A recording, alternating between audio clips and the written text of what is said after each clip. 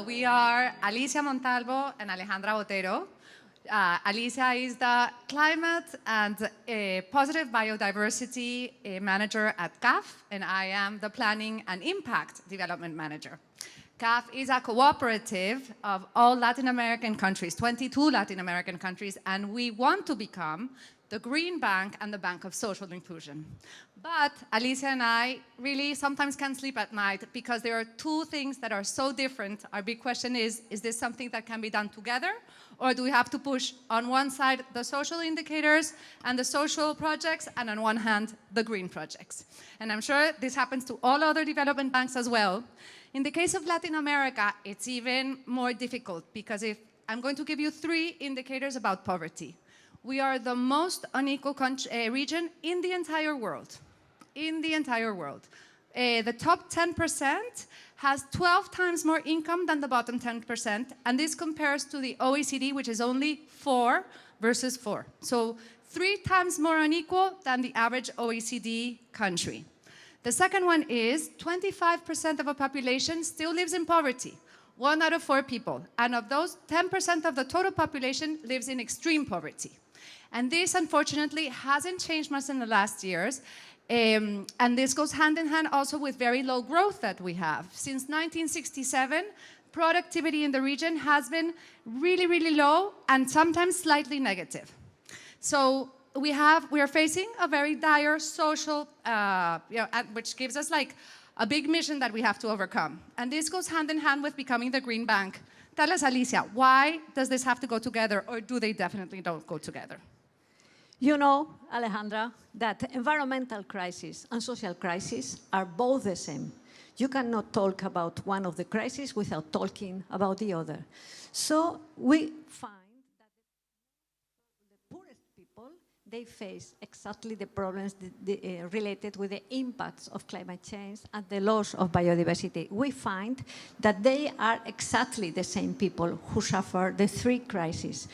So the challenge for us is how can we face these 2 problems at the same time? Because sometimes when we talk with the countries, we find that they consider environmental policies as a barrier for growth, that they consider that it is important to decide between social policies and environmental policies.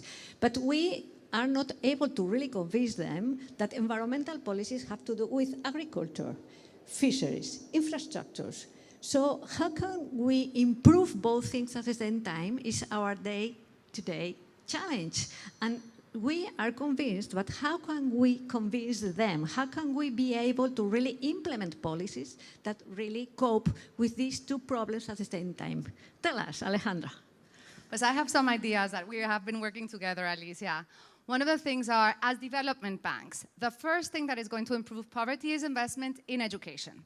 Not only formal education, but vocational training, all these new jobs that are coming with the green transition, that's a big opportunity that we have to work together with our member countries. The second one is infrastructure. You know, infrastructure is a key public good in order to increase competitiveness. So to talk about green infrastructure, adaptable infrastructure is fundamental. To how to mobilize more money into the private sector and to spur the private sector. We have a huge amount of arable land, one of the biggest agricultural potentials in the world. We have incredible ecosystems, the most biodiverse region in the world. We have all types of nature-based solutions that we can create, which we'll talk about that you'll talk about us later. And also, Alicia, I think one of the key things as a development bank is to understand good ideas that come from our regions that we can replicate in other places. How do we innovate and help replicate things that are exemplary that we can use in the rest of the region? Do you have any examples? Yes, I have. Sometimes when we talk about multilateral development banks, we consider that we always have to do big things, big policies, and sometimes we forget about the people. And we have a very good example, I will tell you. We are working with a community of women who live in the Chocó biogeographical region, which is in the Pacific part of Colombia, Ecuador, Costa Rica, and Mexico. These women are called the piangueras, piangua. The piangua is a clam, a very important clam, that is very valuable. And the problem is that these women always have to collect these clams with her hands. That's why these clams are in the mangroves, in the mud of the mangroves. These women are called the dirty hands women. And at the same time, they want to survive because they want to collect this clam, but they don't have they don't have the way how to do that. And so they are protecting the mangroves, they are trying to survive, they are trying to protect their economics, and they are called the dirty hands women because they don't have any way to really collect this clan in a different manner. So what we are doing now is to provide them with the boats, with some tools that really make possible that they can do their work, and at the same time they can protect the mangroves. We have created then the so-called network of the women guardians of the mangroves. So instead of being the dirty hands women are the guardians of the mangroves. So this is something that perhaps seems very small, but it's very important because what we are doing is to improve the quality of life of these women, the communities, learning about how they collect the clam, at the same time to protect the mangroves that are so essential to face climate change and the loss of biodiversity. So do you think that this is a very good example? Do you think we need to replicate these kind of experiences?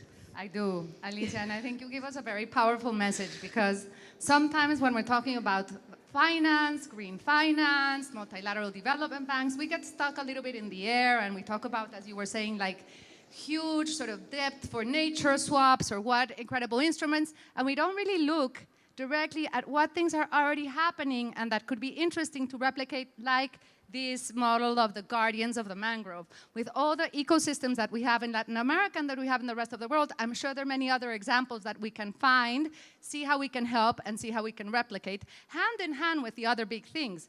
But so thank you, Alicia. I think this is a fantastic example, and I do think that we have to think about green and social inclusion as a marriage, and it's something that we can do together.